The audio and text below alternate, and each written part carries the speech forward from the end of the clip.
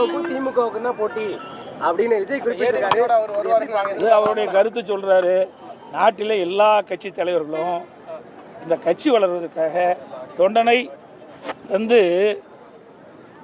அதாவது சொல்லுவாங்களே, என்ன சொல்லுவாங்க, தொண்டனை உற்சாகப்படுத்துவதற்காக அவள் அப்படி கருத்து சொல்லுவாங்க. இந்த எல்லா கட்சி தலைவர்களும் அப்படித்தான். ஏன்னா அடுத்த தேர்தலில் ஒரு தேர்தலில் கூட போட்டி எடுல, நீங்க பிரதான எதிர்கட்சியா இருக்கீங்க. ஆனா அவர் வந்து இந்த வார்த்தையை இந்த கேள்வி அவரை தான் கேட்கணும்.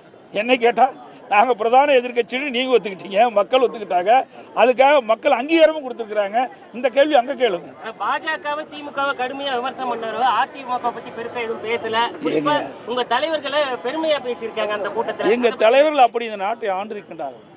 இன்றைக்கு எதிர்கட்சியில் இருக்கின்றவர்கள் கூட சரி, புதிய கட்சி தொடங்குகின்றவர்கள் சரி, எப்படி நடக்க வேண்டும் என்பதற்கு எடுத்துக்காட்டாக விளங்கிய தலைவர்கள் பொன்மனச்சம்பல் புரட்சி